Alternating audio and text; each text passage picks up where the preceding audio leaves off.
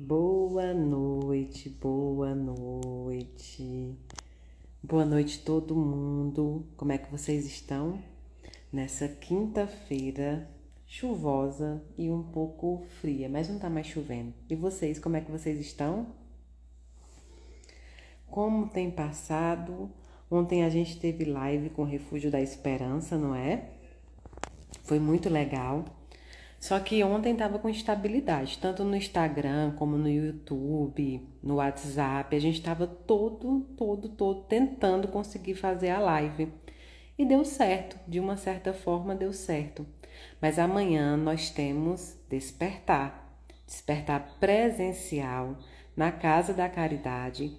Quem for para o despertar, fique atentos, né? Porque eles começaram a cavar de novo aquela pista. Eles estão colocando encanamento, na verdade eles estão fazendo ali o asfalto, estão refazendo tudo ali. Então fique atento que não vai dar para estacionar bem de frente com a Casa da Caridade, vai ter que estacionar nas ruas paralelas a ela, porque eles tiraram tudo, assim, tiraram tudo. É só para vocês já ficarem atentos a isso. Olha, amanhã nós vamos falar sobre Natal no plano espiritual. E eu queria que depois vocês fizessem umas perguntas, podem fazer no direct sobre isso. O que vocês gostariam de saber dessa data para os nossos amigos, nossos entes queridos, aqueles que partiram para o outro plano? E também sobre o Natal aqui no planeta Terra, como é que lida-se, né, com o Natal aqui e com o Natal no plano espiritual.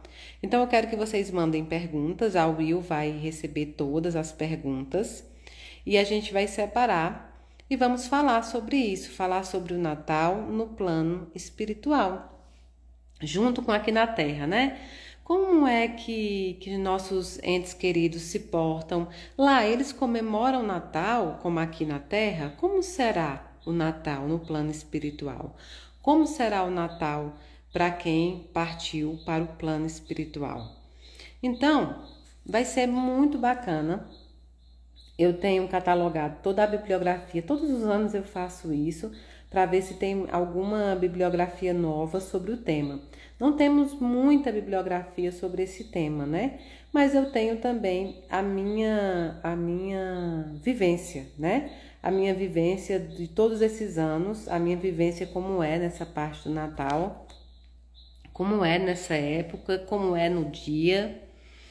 Então a gente vai falar das bibliografias que eu achei e a gente vai falar também sobre a minha vivência, sobre como eu lido com isso, né? A gente vai falar também sobre o Natal o primeiro Natal para alguns enlutados, né? Esse pode ser o primeiro Natal que as pessoas estejam passando sem seu ente amado, sem seu ente querido. A gente vai falar sobre isso também. Como lidar com o luto nessas datas de finais de ano, né? Natal, Ano Novo. O final de ano é sempre muito difícil para quem vai passar o primeiro Natal sem aquele ente. Será que é importante lembrar do Natal, mesmo você estando enlutado? Será que é importante você comemorar o Natal, mesmo você passando assim, muitas vezes por um inferno, né? A gente fala muito, eu já conversei muito com vocês sobre uma frase que eu gosto, que é assim: se você estiver passando pelo inferno, continue caminhando para que você possa sair dele, né? A gente não pode parar. A gente não pode parar no momento ruim. A gente não pode ceder no momento de muita aflição, no momento de que a gente está passando pelo pior. A gente não pode parar. A gente precisa caminhar para sair dessa situação. Então, amanhã nós vamos falar sobre isso. É importante falar do Natal para os enlutados. É importante falar do Natal porque muita gente passa essa data muito triste. Muita gente não sabe lidar ainda com o luto e com essas datas comemorativas. E é tão difícil, né? Porque ontem eu escutei uma amiga falar sobre uma situação que ela viveu no velório do filho dela. E eu fiquei pensando nisso hoje, como é verdade. Ela disse que estava lá dentro do velório e tinha uma outra amiga dela que estava do lado de fora. E no momento lá do velório, ela olhou pela janela, tinha uma janela, ela olhou pela janela e viu aquela amiga dela sorrindo, rindo. Estava conversando com alguém e riu, sorriu, deu uma gargalhada. Então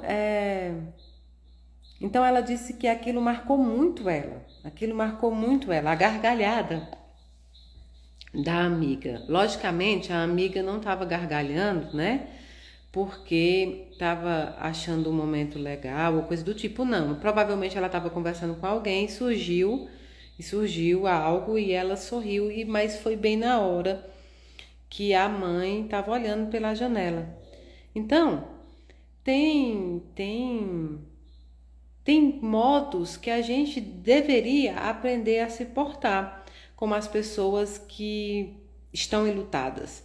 Eu acho que todo mundo deveria saber lidar em situações desse tipo. Eu acho que a gente tinha que estudar muito sobre o luto, até para ajudar as outras pessoas. Como é que eu posso me importar? Porque as pessoas que estão sofrendo, as pessoas que estão enlutadas, elas não veem o sol brilhando, elas não veem mais as cores, né? Elas não veem mais as cores do dia a dia. Elas passam a ver o dia por muito tempo cinza. Então, assim, o sorriso, a felicidade dos outros naquele momento, às vezes até agride, né? Porque a pessoa está passando pelo pior dia da vida. Muitas vezes é o pior dia da vida dessa pessoa. E nós temos que aprender a lidar com a tristeza dos outros também. Aprender a lidar com a importância dos sentimentos dos outros. Às vezes a gente não faz porque quer, mas a gente precisa aprender a dar importância àquele sentimento que a pessoa está passando. Não é uma coisa fútil.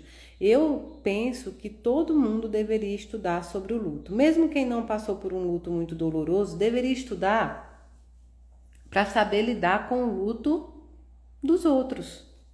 Porque a sensação que quem está passando no luto tem é que as pessoas continuam andando, é que as pessoas continuam caminhando, é que as pessoas continuam sendo felizes. E o mundo daquela pessoa parou, o mundo daquela pessoa acabou, pelo menos por um tempo. Ela tem a visão que o mundo dela não existe mais. Ela tem a visão, né, que o mundo dela ficou por ali. Então, a gente devia aprender. Não só espíritas, mas todas as religiões. Eu acho que todas as pessoas. Eu acho que todas as pessoas precisam aprender a lidar com a dor dos outros. Lidar com a dor dos outros é algo muito difícil. A gente sabe lidar com a nossa dor. A gente sabe exigir, fazer exigências na nossa dor. Na dor dos outros, não. Na dor dos outros, a gente sempre acha que tá muito, ou tá pouco, ou tá mais ou menos, ou vai passar. E não é assim. Não é assim que a gente trata a dor dos outros. A dor dos outros é tão preciosa quanto a sua. E veja bem. Acontece de muitas vezes não ter sido com você, mas pode vir a ser. Todo mundo vai passar um luto um dia, ou vai ser motivo do luto dolorido de alguém. Então eu acho que de tudo, desde 4 anos vendo o espírito, o que eu acho que eu mais aprendi foi a lidar com a dor dos outros. O meu maior ganho neste plano foi esse. Porque acolher a dor do outro é muito difícil. Acolher a dor do outro como se fosse sua, então, é mais difícil ainda, mas é totalmente aprendível, é totalmente possível que você consiga, né? Então, assim, a gente fala muito sobre o fiscal do luto e é muito, muito ruim. Chorou pouco, chorou muito, eu acho que estava em choque, mas ela estava tão forte, mas não sei o que, tantas opiniões, por quê? Porque não dói em você. Você só sabe, né, você só sabe que aquele sapato está apertando quando você está calçado nele. Quando o outro está calçado nele e está apertando ele, você não sente a dor. Então, para você é muito fácil dizer que essa pessoa consegue caminhar mais léguas, consegue caminhar mais metros, né? Então, vamos tentar aprender a lidar com o sofrimento dos outros também. Nesse Natal, a gente pode também dar um presente para os nossos queridos amigos que estão passando por isso, por pessoas que às vezes a gente nem conhece, né? A gente pode ser um ombro amigo nesse Natal, a gente pode ser uma visita. Eu sei que todo mundo quer passar o Natal na sua casa, eu sei que todo mundo quer muitas vezes estar dentro de pessoas muito felizes, pessoas que estão comemorando. Mas muitas vezes é preciso que a gente se coloque num lugar também do outro. E que tal passar o Natal com um enlutado? Porque certamente os enlutados passam o Natal praticamente sozinhos. Nem as famílias muitas vezes querem passar o Natal com eles. Por quê? Porque é um momento de tristeza, que eles podem chorar, que eles podem muitas vezes falarem coisas ali que são tristes, então as pessoas não querem, às vezes até a família evita. Então que tal, nesse Natal, muitas vezes, você fazer isso? Você poder visitar e passar com alguém que você possa acarinhar um pouco, que você possa estar com eles. Não vai ser o Natal que você esperava, mas vai ser um Natal de muito aprendizado. Vai ser um Natal de muita fé, vai ser um Natal de muito exercício de caridade, mas acima de tudo, de exercício de amor ao próximo. Então é muito difícil se falar em amor, em caridade, em espiritismo, em catolicismo, em qualquer religião, se você não consegue ainda fazer, né, o exercício de se colocar na dor do outro. Eu falo dos enlutados porque eu convivo muito, né? Eu convivo muito com eles. E eu vejo que muitas vezes o que falta nos outros é um senso de noção também. Porque nós nascemos com senso de noção, a gente não usa. Algumas frases, por exemplo, foi Deus que quis, Deus quis assim. Não, gente. Deus nunca quis nada ruim para nenhum de nós. Deus nunca quis morte, Deus nunca quis nada disso para nenhum de nós, nem no momento, em nenhum momento que não fosse o oportuno e de nenhuma forma cruel ou dolorosa. Esses não são os projetos da divindade. Então não é porque Deus quis, você pode dizer de uma outra forma. A missão dele se encerrou, mas Deus quis, foi a vontade de Deus? Não, não. A missão dele se encerrou. Houve um tempo em que ele precisava ficar aqui, mas esse tempo terminou porque ele cumpriu a missão. Ou então você chegar naquela pessoa e dizer, eu sinto muito, né? Eu sinto o que você está passando. Não, a gente não sente, né? O máximo que eu posso chegar muitas vezes é abraçar e dizer, olha, eu estou aqui, estou à disposição para o que você precisar. Eu posso ir na casa de alguém, eu posso fazer uma comida, eu posso fazer várias coisas que aquela pessoa naquele momento não está fazendo, mas a gente tem que ter cuidado no que vai falar. Velório não é um lugar, né? Velório não é um lugar em que a gente vai para se divertir, em que a gente vai para encontrar amigos, em que a gente vai para contar as novidades, em que não. O velório é um momento de despedida de alguém. E para a família que está se despedindo, é o momento em que ele quer pessoas e amigos ali imbuídos em dar muito carinho, muito amor, em dar muita oração, muita luz para aquela pessoa e força para a família. Então, as pessoas têm que aprender a irem para certos lugares sabendo o que se trata, né? Eu não vou para um velório para encontrar alguém. Eu vou naquele velório para dar amor, para dar carinho, para dar conforto àquela pessoa, para mostrar para aquela pessoa que nós estamos juntos. Mas isso a gente tem que conversar, a gente precisa conversar sobre isso. Quando você vai para um casamento, você vai para o casamento e você vai lá para desejar felicidade aos noivos, e você vai lá porque vai ter uma mega de uma festa, e você vai, né? Você vai lá porque você vai festejar. E aí a gente vai. Agora, um velório você vai para dar força para a família. Você não vai para com conversas paralelas, você não vai, né? Para outras pessoas, você vai para dar força à família, para mostrar que eles não estão sozinhos. Muitas vezes você já passou por um luto, um velório, então você vai lá para demonstrar, né? Para demonstrar. Um abraço, um eu estou aqui. Às vezes você não sabe o que falar, você fala eu estou aqui, para o que você precisar, o que eu posso fazer por você. Lembrando que o velório é um dia, né? O velório é um dia. Mas 30 dias depois, as pessoas somem da casa dos enlutados, porque elas cansam do choro, elas cansam da tristeza, elas cansam daquilo ali que não é agradável, né? Para quem não tá, quem tá de fora, às vezes até a família mesmo não quer passar.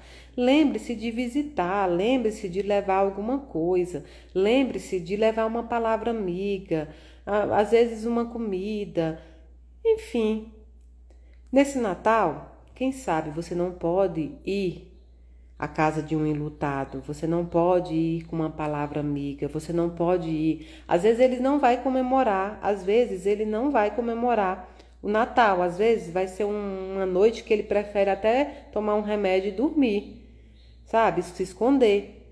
Mas às vezes você chegando lá, às vezes com um bolo, com uma comida, porque provavelmente ele não vai se ligar em fazer uma comida naquele dia. Então você leva uma comida, você leva suas palavras, um abraço, e às vezes ele ia até dormir, mas aí viu que você estava lá conversando, viu que você estava lá conversando sobre outros assuntos, fazendo companhia, e o Natal se torna um pouco melhor. E assim eles vão aprendendo a começar a enxergar as cores no mundo, né? As cores que o mundo perdeu, as cores que o mundo perdeu quando o seu ente amado passou para o plano espiritual.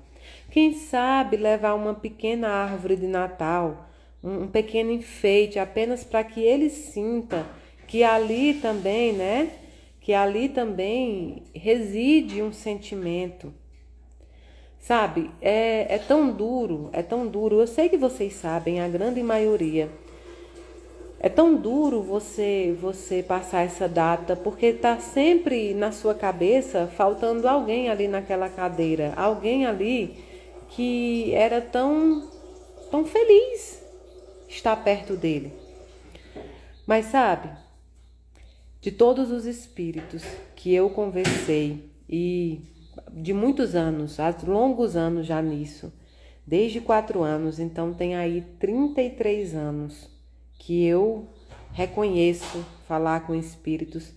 O Natal sempre foi uma curiosidade para mim, como eles viam isso. E na fase adulta, depois que eu virei adulta, depois que eu comecei a dar os recados, né, que eu comecei com as cartas, todos eles me diziam o quanto era importante ver a família seguindo o Natal, o quanto eles ficavam felizes quando de repente a família fazia um esforço para ter um Natal bom. Mesmo que o Natal seja de dor naquele dia, mas como eles gostavam de ver as famílias reagindo, como eles gostavam de ver as famílias com um enfeite de Natal, se reunindo para comer. O primeiro Natal sempre será muito difícil, mas façam um exercício de presente para o ente querido de vocês, sabe? Faça alguma comida ou compre alguma comida para partilhar com alguém.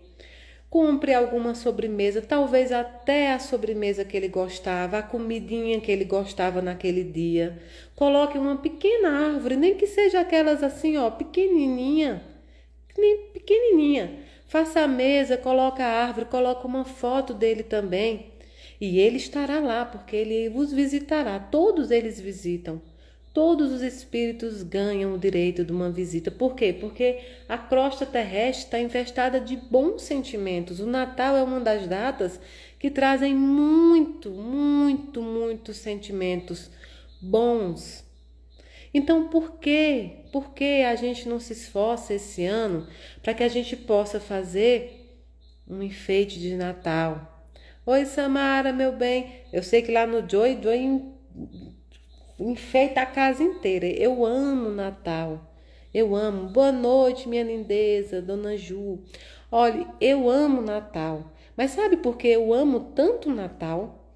Porque os espíritos também gostam do Natal. Sentem, né? Sentem aquele carinho, aquela energia boa saída da terra. Então eu gosto de Natal por conta deles. É a data que eu mais gosto no ano, é Natal, muito por conta deles. Então, que tal se a gente pudesse? Eu sei que eu posso estar pedindo uma coisa para você e você pode até estar me xingando agora. Mayra tá doida, eu não vou conseguir, eu não posso, né? Eu não consigo sem ele aqui.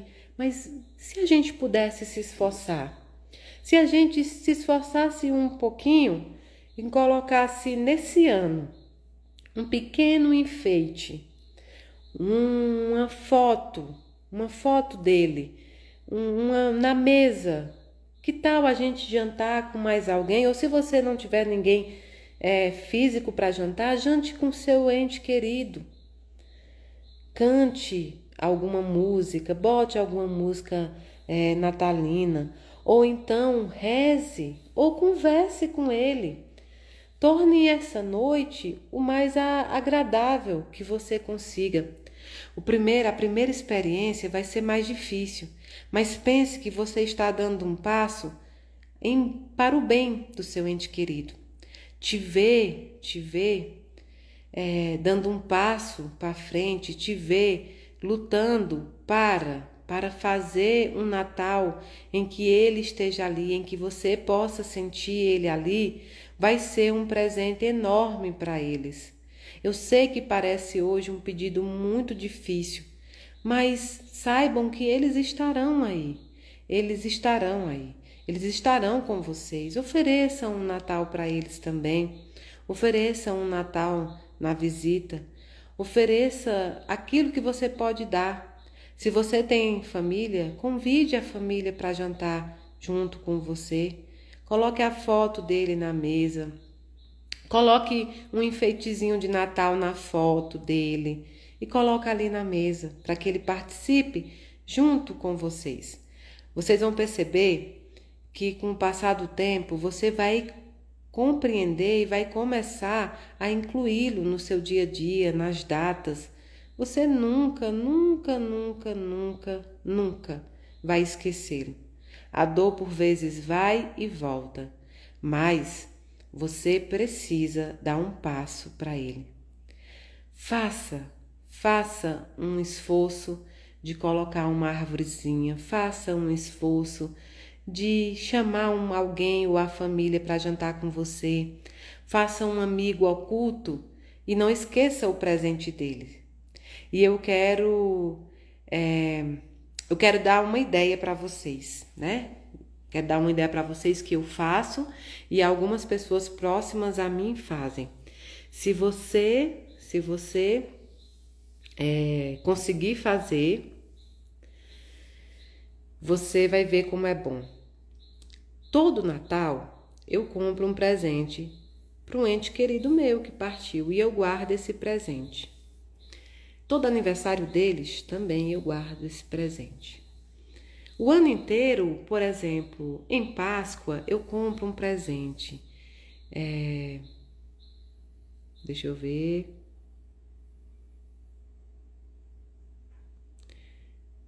Pode sim, viu? Ele pode, se ele tiver uma evolução programada, uma boa evolução, ele pode ser um anjo protetor, sim, da família. Isso é muito possível, tá? Então, eu vou juntando. Eu nunca esqueço uma data. Aniversário, Natal, todas as datas que eu daria um presente para ele, ou seja, até quando o ente, né? Até quando o ente querido ali você dava direto, sem precisar de uma data, você pode sim ir dando presentes e colocando numa caixa. Então, no final do ano, você vai escolher uma ou mais pessoas e dará esses presentes a elas em nome deles. Ou seja, se você começar nesse Natal agora, no Natal do ano que vem, você pode você pode ter uma caixa de presente para outras pessoas que estão precisando. Simone Araújo. Mayra, como perder o medo da morte? Tive câncer e vivo angustiada com medo de uma... Não entendi a palavra, mas deve ser com medo do câncer voltar, né?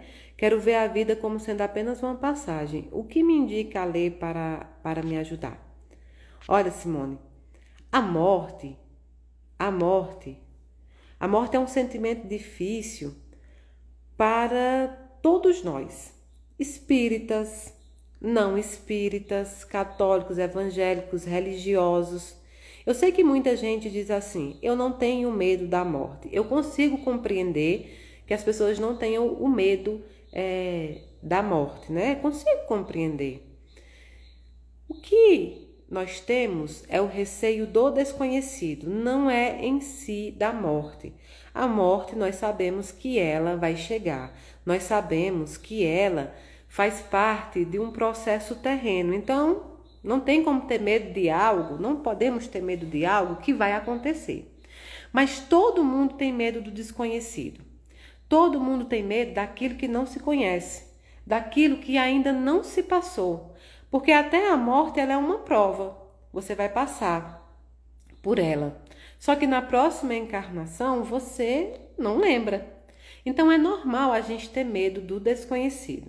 O que eu posso te dizer é que quando eu virei, né? Quando eu virei mãe, quando eu comecei a pensar nisso, foi quando eu virei mãe. Até então eu não tinha receio da morte. Quando eu virei mãe, eu comecei a ter medo, né? Comecei a ter medo daquilo que toda mãe tem, de deixar os meninos pequenos, de deixar os meninos numa idade em que eles precisavam de mim. E depois eu fui trabalhando isso para entender que isso não faz parte da minha decisão. Eu não tenho essa escolha, eu não tenho esse time do momento que eu, né, vou desencarnar. O que eu posso fazer é viver todos os dias como se realmente eles possam ser o último aqui na Terra, porque pode nesta encarnação. Então, eu vivo um dia, todo dia, de uma vez. Eu vivo um dia, todo dia, como se eu pudesse não acordar o amanhã aqui no plano terreno. Mas digo para vocês, muitas coisas que a gente tem medo são de situações que a gente criou, de filmes de terror, de filmes não da realidade, são de filmes de terror, são de conversas, são de um disse-me-disse, são de coisas que a gente colocou na cabeça por ilusão. Não é verdade o tanto de horror que colocam na morte nem na passagem para o outro plano. Nós somos recebidos, nós somos agraciados, nós somos acarinhados, nós nos colocamos de uma forma muito bondosa quando fazemos a passagem. Boa parte não sente dor alguma. Por que isso, Mayra? Porque é verdade, porque as pessoas querem que o médium chegue aqui e alguns médios podem fazer isso. Cheguem aqui e façam um verdadeiro filme de terror. Quando não é assim, porque é a consciência de cada espírito. Agora, Mayra, como é que eu faço para, seja qual for o dia do meu desencarne, seja qual for o dia que eu vá para o plano espiritual, como é que eu faço para que eu não tenha nenhum medo, nenhum receio? Plante coisas boas aqui, amor, caridade, perdão. Plante boas sementes, né? Plante boas sementes, porque a vida eterna começa agora, a vida eterna começa aqui. E como eu faço para perder o medo da morte? Viva! Para perder o medo da morte, viva! Como assim, Mayra? Viva! Viva todos os dias, viva todos os momentos, viva todas as horas, dê atestado de vida. Viva! Quando você vai vivendo, você para de pensar na morte. Não perca tempo pensando em algo que você nem pode evitar e nem sabe quando vai acontecer, porque senão você sofre de algo que você não sabe a data, você sofre por antecipação, você sofre de maneira muitas vezes tão exorbitante, para depois, somente depois, descobrir que não era assim. Não tenham sofrimentos antecipados. A morte não é a nossa inimiga. Nós a vemos assim. Por quê? Porque nós ainda somos muito materialistas. Mas a morte é uma amiga que ela nos abraçará no momento correto. A gente não vai fugir dela quando for o nosso momento, mas ela não precisa ser um motivo de medo, não precisa ser um motivo de aterrorização, não precisa. Ela é um instrumento, ela é um processo, ela é uma transformação. Assim como a borboleta que sai do casulo é mais ou menos uma transformação. Quando a gente sai desse corpo aqui, quando a gente sai desse corpo físico e vai para o nosso verdadeiro lar. É realmente uma passagem carimbada para o nosso verdadeiro lar. Não tenham medo, viva. Atestado é de vida. Para perder o medo da morte, viva. Beije mais, ame mais, viaje mais, fique com pessoas que lhe são afetas, fique com pessoas que te dão amor. Conviva com seus entes também que desencarnaram, sabendo que eles vivem em espíritos e convivem com vocês. Eu sempre penso quando a mãe me pergunta como eu posso aprender a viver sem ele. E eu nunca tenho uma resposta para isso, sabe por quê? Eu nunca vi alguém ter que aprender a viver sem alguém que se ama. Pelo contrário, você precisa aprender a viver agora de uma outra forma. E é um amor muito difícil de se exercitar, porque é o amor não material, é o amor espiritual. Você não vai conseguir tocar, muitas vezes não vai conseguir ver, mas você sabe que ele está presente ali. Você nunca viu Jesus. Quem viu Jesus já aqui nesse chat? Quem viu Jesus aqui que está conversando comigo? Quem viu Jesus face a face? Quem olhou para o rosto de Jesus? Quem já viu Deus? Alguém já viu Deus? Não. Mas a gente sente Jesus o tempo inteiro. A gente sente Deus. Ninguém nunca pegou no amor. Ninguém nunca apalpou o amor. Ninguém nunca pegou ele assim, ó, e deu um abraço nele e sentiu ele aqui, ó, na pele. Não.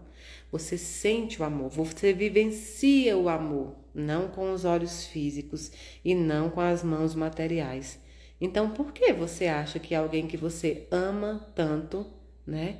Que você ama tanto, simplesmente vai te abandonar? Por quê? Porque Deus, que é um Pai de amor e de perfeição, iria tirar alguém, dois corações, dois espíritos que se amam, né? Que se amam, e iria afastar. Por quê? Por que ele faria isso se ele é o puro amor? Se ele não precisa ser material para ser sentido? Por que ele faria isso? Então, procurem entender realmente o que acontece. O que acontece é que seu ente, seu amado, vive, né? Vive no plano espiritual, mas vive também aqui com você para te ajudar a passar por isso. Quando eu entrei aqui, eu estava lendo um livro que é sobre Salomão. Salomão é o homem mais inteligente que existiu. Isso, a Eliane, eu também amo essa frase. A Eliane falou uma frase que é muito bacana, que a morte te encontre viva. É isso, que quando acontecer de chegar o nosso momento, que a gente tenha vivido, que a morte nos encontre sempre vivos, que a gente tenha vivido, que a gente tenha aproveitado também essa oportunidade. Esse mundo aqui é uma oportunidade. Tem coisas muito boas nesse mundo, tem coisas muito prazerosas nesse mundo, tem coisas maravilhosas. Então, que quando a morte chegue até a gente, que a gente esteja vivo. Então, eu estava lendo o livro de Salomão, né? Salomão, o homem mais inteligente que existiu na Bíblia, o rei Salomão. E aí tem uma parte que o autor vai falando sobre Salomão e vai falando sobre a sabedoria, sobre coisas da vivência dele, né? Então chegou uma parte aqui que ele fala assim: generosidade, a qualidade que recebe mais do que dá. Um homem dá o que tem e recebe em dobro, enquanto o outro guarda o que é seu com avareza, mas empobrece. O generoso prosperará, o que consola o próximo será também consolado. Provérbios 11, do versículo 24 ao 25, ou seja, o generoso prosperará, o que consola o próximo será também consolado. A generosidade é um dos mais admiráveis atributos que um ser humano pode ostentar. Seja uma criança dando parte de sua mesada a alguém que precisa, ou um homem de negócios doando milhões de dólares para a caridade. Sentimos estima e admiração pelas pessoas generosas. Porém, admiração e estima não são os únicos benefícios trazidos pela generosidade. Além da alegria genuína que sentimos sempre que ajudamos a suprir as carências do próximo, Salomão promete que ao generoso jamais faltará nada. E todas as suas verdadeiras necessidades serão atendidas, e que eles encontrarão uma prosperidade cada vez maior. Em Provérbios, capítulo 11, ele nos afirma que aqueles que dão com generosidade receberão mais do que doaram. Soa possível para você? Os psicólogos dizem que as duas maiores motivações da vida são o desejo de ganhar e o medo de perder. Salomão nos garante que a generosidade age diretamente sobre os dois. Se você pudesse ter uma varinha de condão que garantisse suas necessidades materiais para toda a vida e uma prosperidade cada vez maior, quanto ela valeria? Salomão coloca essa varinha nas suas mãos. Tudo o que você precisa fazer é se tornar uma pessoa generosa. O que Salomão quer dizer quando fala de generosidade? Ele diz que generoso é aquele que dá uma parte do que tem para suprir as necessidades do próximo e o que faz sem esperar receber nada em troca. Embora ele fale do aspecto financeiro e material, a generosidade não se limita a isso. Ser generoso significa estar voltado para as necessidades dos outros, seja elas quais forem. Muitos pensam que é preciso ser rico para ser generoso. Estão completamente enganados. Uma das pessoas mais generosas que conheci foi um faxineiro que trabalhava na minha faculdade. Ele lavava os banheiros 5 noites por semana e tomava conta de sua esposa doente durante o dia. Doava generosamente tudo o que tinha, seu tempo, suas palavras gentis, sua consideração, seus gestos atenciosos. Uma vez perguntei se ele precisava de alguma coisa e ele disse: "Não mesmo", respondeu sorrindo. "Estou plenamente satisfeito com tudo que recebi." Foi provavelmente o homem mais feliz que conheci. Como prometeu Salomão, nunca lhe faltou nada. Da mesma forma que consolava o próximo, era consolado. E aqueles que não são generosos? Salomão afirma que ficarão pobres. Não será necessariamente uma pobreza financeira ou material, mas a pobreza da alma. Nunca estão satisfeitos com o que têm e precisam sempre de mais, até chegarem à falência emocional. A generosidade começa no coração, é sempre ativa e nunca passiva. Olha que lição! O que é generosidade? O que é uma pessoa ser generosa? É quando ela doa o que ela pode doar naquele momento.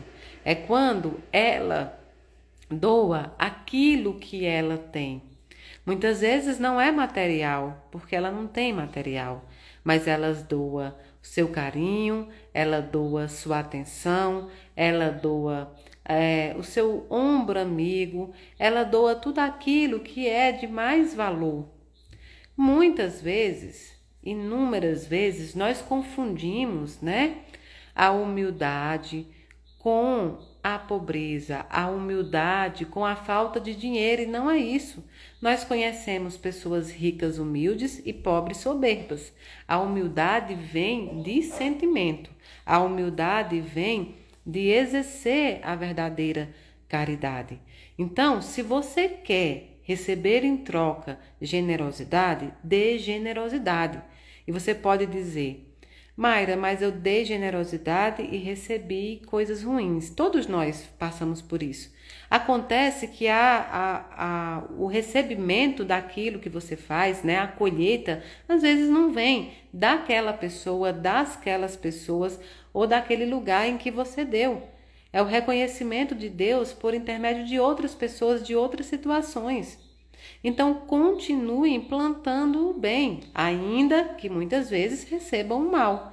E continue sempre fazendo essa plantação de bem, sempre plantação de bem, sempre, né? Então, quando Salomão fala de generosidade, ele fala justamente sobre como ela é uma semente para o bem. Olha, eu achei muito bonito quando ele fala aqui que os psicólogos dizem que as duas maiores motivações da vida são o desejo de ganhar e o medo de perder. Quando você se torna generoso, quando você luta para ser generoso, a primeira coisa que você perde o medo é de perder. Porque você começa a conceber o que realmente tem valor, você começa a conceber o que realmente vale a pena. Você para de se preocupar com aquilo que é tão pequeno, aquilo que é tão pobre. E não é pobreza de dinheiro, é pobreza de alma, é pobreza de espírito. Não vale a pena você se tornar pobre de espírito por ego, por vingança, por vontade, né? De se vingar. Não, não vale a pena. Torne-se sempre generoso. Torne-se sempre generoso. Eu peguei uma chuva enorme. Enorme, enorme, enorme. E enquanto chovia e eu tinha que andar porque estava desabrigada e era muito longe. E pegando uma chuva e andando e precisava andar cada vez mais para chegar. Até porque tinha muita árvore, estava dando raio. E eu estava ali pensando, quantas vezes a ventania, a tempestade vem em nossa direção justamente tentando parar. E a única coisa que nós precisamos é continuar caminhando. Independente da chuva, independente do vento, independente da tempestade, continue caminhando e sendo generoso. Continue distribuindo aquilo que você tem de melhor, sem se preocupar com o que as pessoas irão te dar. Qual é a volta desse seu sentimento? Qual é eu dei amor para a pessoa e aí eu quero receber amor, ela tem que me dar amor? Não. Pare de cobrar a volta dos seus atos. Seja você generoso. E a vida, e Deus e a espiritualidade irá sim te mostrar quantas outras pessoas generosas irão entrar no seu caminho, mesmo que não seja aquela pessoa a qual você doou.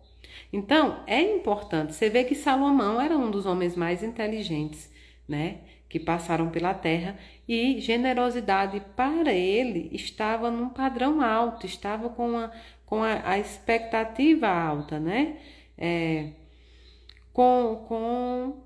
Estava no patamar da evolução. Generosidade. Essa é a palavra de hoje. A hashtag de hoje é hashtag generosidade. Vamos espalhar generosidade por esse mundo. Vamos espalhar amor por esse mundo. Vamos pensar nos enlutados, nos doentes, naqueles que têm dor nesse momento de Natal.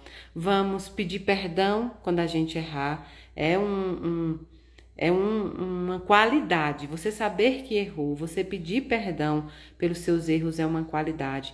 Perdoar é outra qualidade, mas a hashtag de hoje é generosidade. Vamos espalhar amor, vamos espalhar generosidade. Lilian pergunta, a senhora lê a Bíblia? Lilian, sou uma apaixonada pela Bíblia. Vai fazer agora 4 semestres do curso de teologia, tá? Já estou no 4º semestre, faltam 2 semestres para eu terminar o curso de teologia. Eu sou uma apaixonada pela Bíblia, pela sabedoria que tem naquele livro, tá bom? Hashtag generosidade. E nisso, vamos lembrar de pedir perdão, não é não é nenhuma vergonha, não é nenhuma falta de evolução, não é nenhum humilhação você saber pedir perdão e desculpa às pessoas que você errou. E nós erramos. E nós erramos muitas vezes, às vezes sem intenção de errar. Às vezes nós erramos com pessoas influenciadas por outras pessoas, por outras situações, e basta que você reconheça seu erro e peça perdão. E essas pessoas irão te perdoar, porque vão saber entender. Então, que esse Natal seja um Natal de perdão, que esse Natal seja um Natal de que você também possa perdoar as pessoas, que esse Natal seja de muito amor, mas seja hashtag generosidade.